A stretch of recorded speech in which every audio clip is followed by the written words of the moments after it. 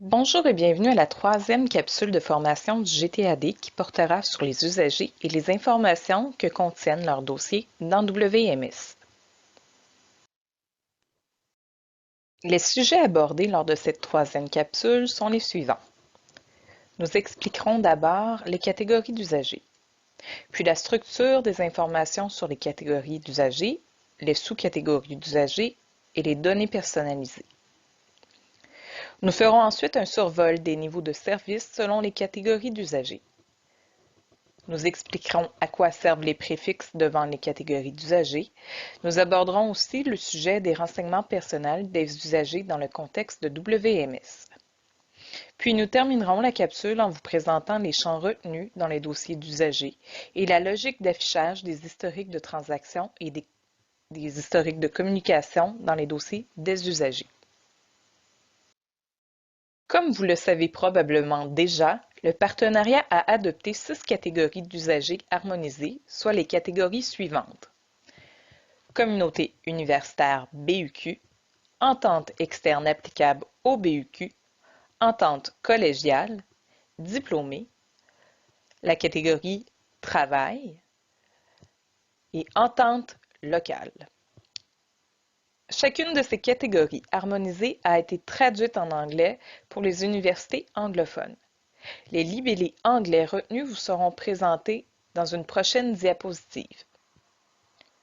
Notons que lors de l'analyse préliminaire qu'a fait le GTAD pour dresser la liste des catégories harmonisées, le GTAD a recensé plus de 300 catégories d'usagers différents dans les systèmes actuels des bibliothèques. Nul doute que nous n'aurions pas pu garder ces 300 catégories pour avoir des règles harmonisées. Le GTAD a adopté une simplification des catégories d'usagers pour faciliter les processus de migration et de conversion de données, pour simplifier les attributions des modalités de prêt et pour assurer leur cohérence. Et puis finalement, pour faciliter le paramétrage des règles de prêt dans WMS. Toutefois, le GTAD est très conscient que les nombreuses catégories d'usagers actuels présentes dans les bibliothèques étaient générées pour avoir plus d'informations sur certains types d'usagers. En effet, il est bien souvent important pour les employés des comptoirs de services d'en savoir un peu plus sur un usager, de savoir par exemple si c'est un professeur ou encore un étudiant des cycles supérieurs. Ainsi, pour répondre à ce besoin informationnel pour les comptoirs de prêt, le GTAD a réfléchi à une structure de catégories d'usagers subdivisée par sous-catégories d'usagers. Donc, tel que le démontre le diagramme de cette diapositive, l'information sur les catégories d'usagers harmonisées se retrouve dans le champ type d'usager, dans le profil d'usager dans le module de circulation WMS. C'est ce champ en particulier qui servira à attribuer les règles de prêt aux usagers dans WMS. Les sous-catégories d'usagers, harmonisés ou non harmonisés, se retrouvent dans le champ Données personnalisées 1.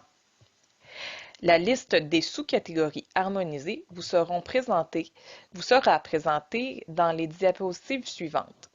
Ces catégories sont présentes uniquement pour fournir des informations complémentaires et ne peuvent pas être utilisées pour donner des règles de prêt particulières à des sous-catégories d'usagers. Finalement, il y aura des zones de spécification ou d'informations complémentaires dans les données personnalisées 2, 3 et 4. Le contenu de ces champs de données personnalisées est déterminé localement par les établissements, donc vos bibliothèques vous expliqueront comment les utiliser au moment venu.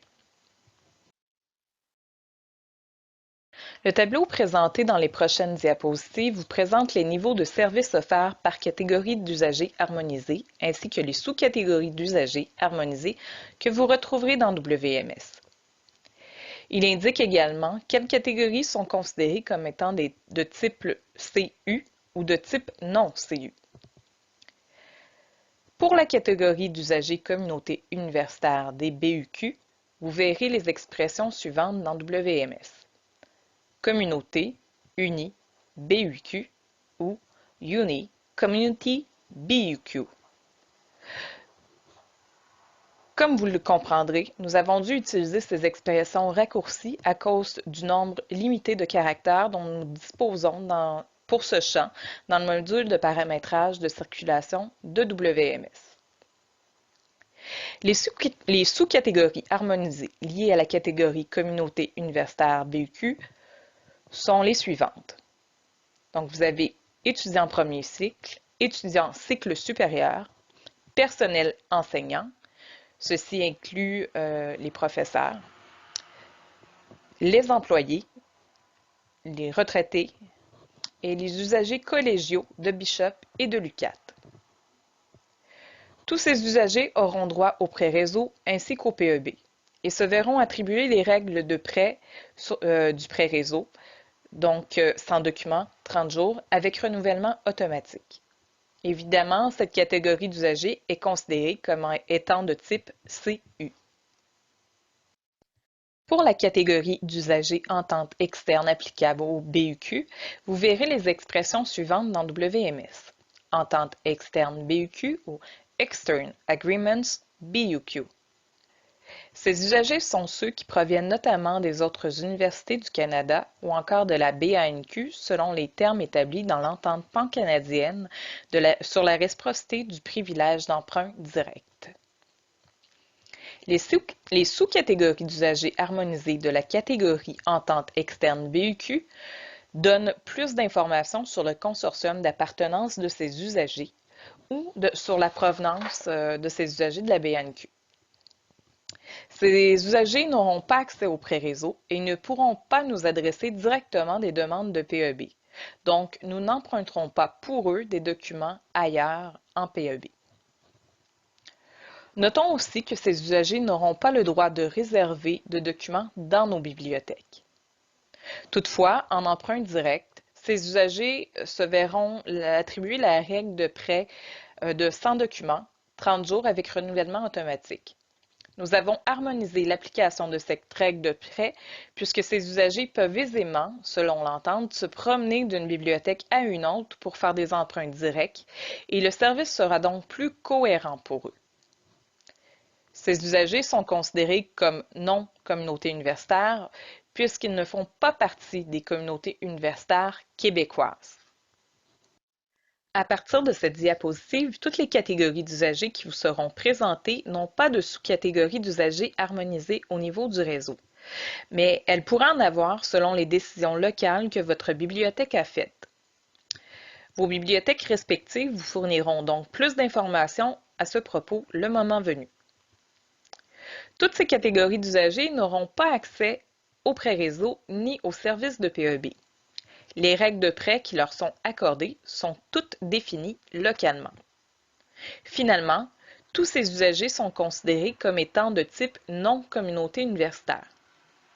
Donc, pour la catégorie d'usagers entente collégiale, ce qu'il me reste à vous spécifier est que vous verrez l'expression suivante dans WMS, entente collégiale ou Cégep Agreements.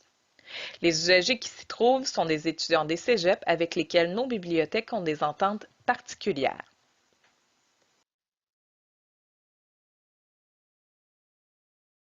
Pour la catégorie d'usagers diplômés, vous verrez les expressions suivantes dans WMS, diplômé ou alumni. Pour la catégorie d'usagers entente locale, vous verrez les expressions suivantes dans WMS, entente locale ou local agreements. Cette catégorie est accordée aux usagers qui bénéficient de droits établis dans une entente que votre bibliothèque a avec un autre organisme. Par exemple, à l'Université Laval, nous avons une entente cadre avec la nation Huron-Wendat qui stipule que les personnes qui bénéficient de cette entente ont certains privilèges de prêt à la bibliothèque de l'Université Laval. Donc, ces gens feront partie de cette catégorie d'usagers.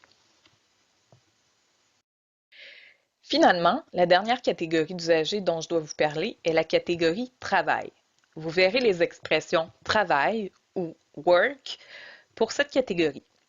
Il est important de comprendre que ce n'est pas une catégorie qui est utilisée pour générer les dossiers d'usagers des employés de vos universités. Non, parce que ces dossiers sont inclus dans la catégorie communauté universitaire. Il s'agit de dossiers de prêt qui peuvent être utilisés pour enregistrer des transactions de prêt qui sont reliées à une tâche ou une chaîne de travail dans vos bibliothèques. Le meilleur exemple de l'utilisation de cette catégorie est celui qui est lié à la chaîne de travail du PEB. En effet, lorsqu'une bibliothèque souhaite prêter un document à une autre bibliothèque qui lui demande via VDX, il faut qu'elle enregistre ce prêt dans un dossier de prêt de WMS qui est désigné pour le PEB afin de rendre le statut du document comme étant prêté dans Discovery. Par la suite, toutes les étapes de prêt entre bibliothèques seront effectuées grâce à VDX. Toutefois, cette étape dans WMS nous permet d'avoir un catalogue beaucoup plus transparent. Finalement, vous remarquerez que dans WMS, toutes les catégories d'usagers que vous verrez via les dossiers d'usagers seront préfixées. L'utilisation des préfixes a été nécessaire pour permettre la granularité de paramétrage des règles de prêt consortiales et locales. Voici la liste des préfixes qui ont été utilisés et leur correspondance à l'établissement.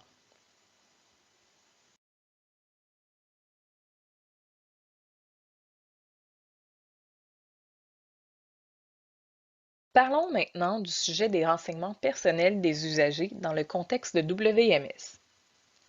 Dans le cadre de notre travail dans les bibliothèques universitaires québécoises, nous sommes appelés à transiger avec des renseignements personnels de nos usagers. Nous avons un devoir moral et légal de s'engager à respecter la confidentialité de ces données qui nous sont accessibles. Mais qu'est-ce qu'un renseignement personnel? C'est un élément qui peut être clair et flou en même temps pour plusieurs d'entre nous.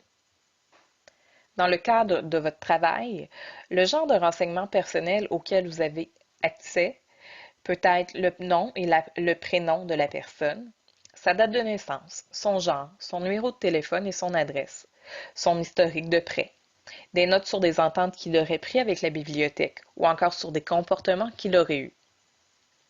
Certains renseignements personnels, quand ils sont croisés avec d'autres informations, deviennent sensibles. Il est donc important d'être très rigoureux dans la façon dont on les utilise. On doit les protéger autant qu'il est possible pour nous de le faire. Jusqu'à présent, vous avez accès qu'aux renseignements personnels des usagers de votre établissement via votre système de gestion de bibliothèque. Toutefois, avec l'implantation de WMS, vous savez que ce paradigme va changer. L'intégration des dossiers d'usagers à la plateforme WorldShare Management Service et surtout leur partage avec les autres bibliothèques universitaires québécoises présente différents enjeux liés à la protection des renseignements personnels. Depuis le début du projet PPS, ce dossier a été traité avec un grand soin par les établissements universitaires et tout est mis en œuvre pour assurer la sécurité de ces données.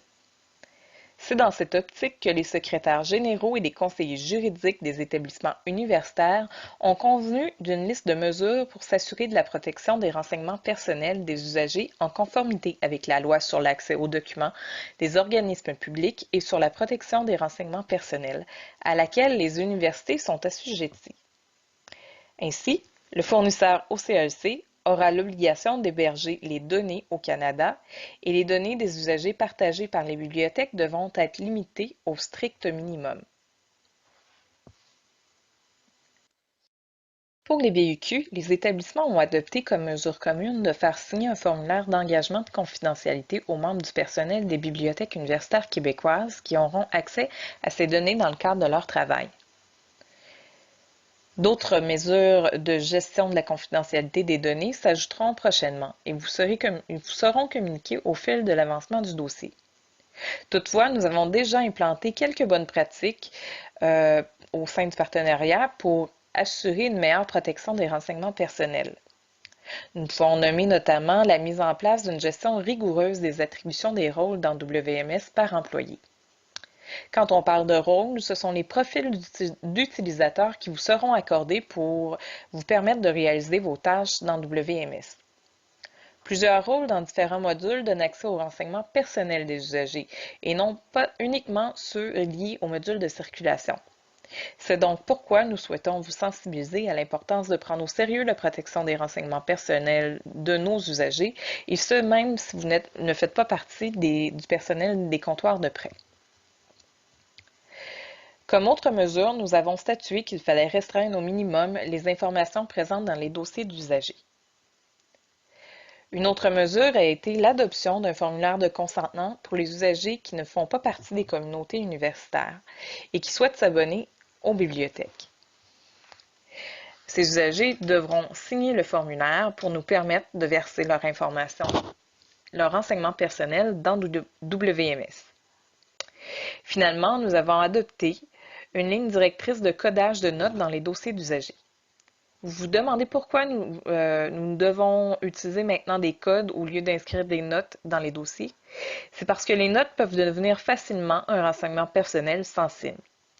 Imaginons un moment que nous n'utilisons pas de code et inscrivons des notes dans les dossiers des usagers et que tous les employés ayant accès au dossier des usagers pourraient voir les notes prises, par exemple, sur une entente de paiement qu'un usager aurait pris avec l'Université Laval parce qu'il n'avait pas les moyens financiers de payer 200 $ en un seul versement après avoir perdu ou abîmé un livre. Cette note révélerait en fait une certaine information sur sa situation financière.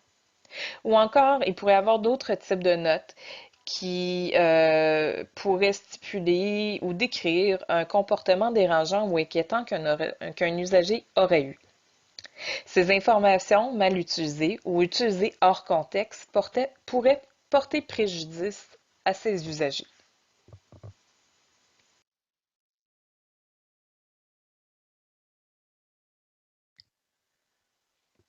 Dans le cas du dossier portant sur les renseignements personnels des usagers, comme je vous ai dit précédemment, il était rapidement très clair qu'il fallait se restreindre à un minimum d'informations dans les dossiers d'usagers de la communauté universitaire qui sont versés dans WMS en raison du contexte du partenariat.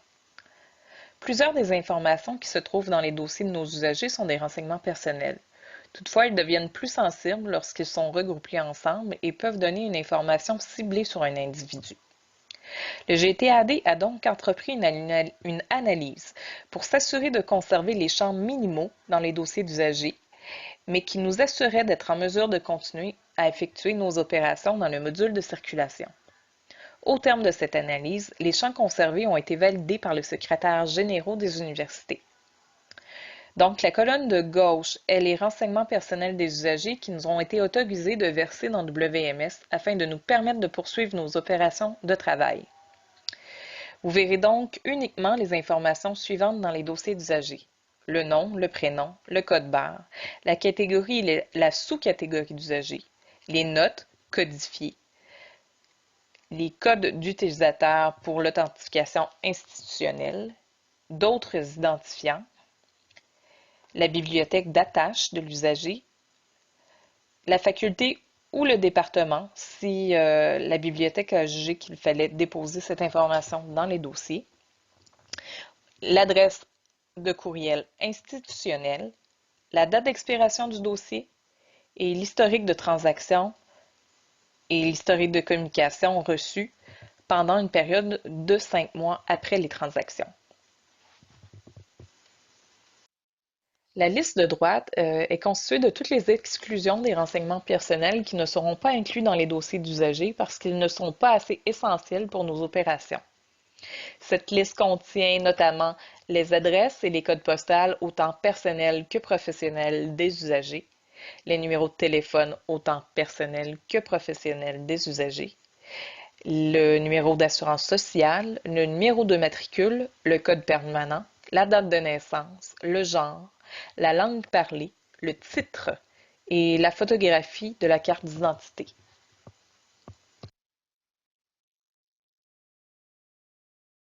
Précédemment, je vous parlais des historiques de transactions complétés et des historiques de communication envoyés qui sont présents dans les dossiers d'usagers et qui pourront être vus par les employés des bibliothèques. Donc, ces historiques ne montreront pas la même chose, tout dépendant de quel, tout dépendant de la provenance de l'employé qui la consulte. Je vais vous montrer la différence dans les 3 prochaines diapos.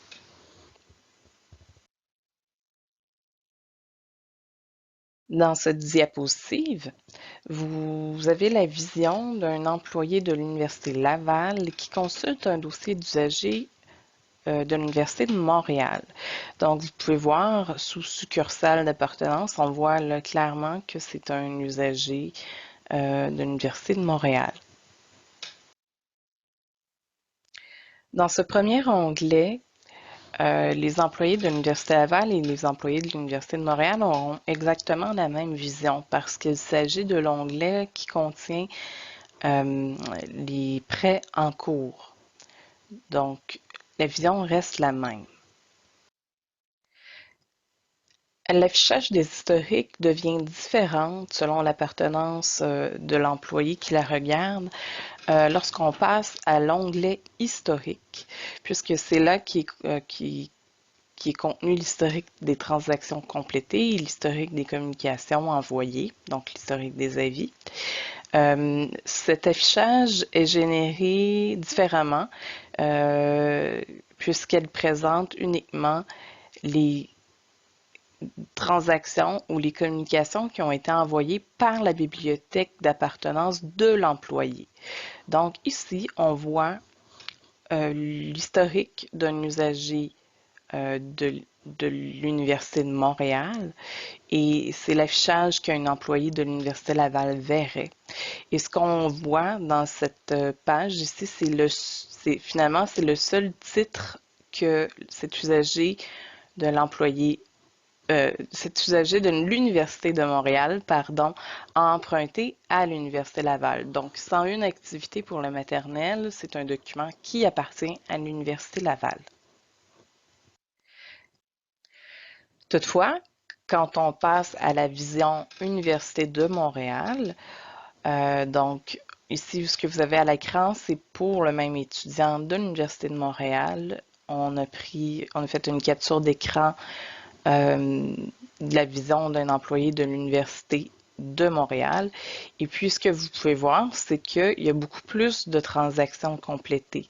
Donc, ce que l'Université de Montréal va voir, c'est uniquement les transactions qui ont été faites sur ces documents. Les documents qui appartiennent à l'Université de Montréal. Vous pouvez voir, si on regarde rapidement la liste, qu'il n'y a pas 101 activités pour la maternelle parce que ce document appartient à l'Université Laval et ne fera donc pas partie de l'historique qui est affiché quand c'est un employé de l'Université de Montréal qui consulte ce dossier et cet historique. Donc, cela fait le tour pour les sujets de cette capsule. Voici les documents références qui nous ont servi pour monter le contenu. Si vous avez des questions, vous pouvez communiquer avec nous par l'entremise de votre coordonnateur local ou sur le canal Slack WMS Circulation.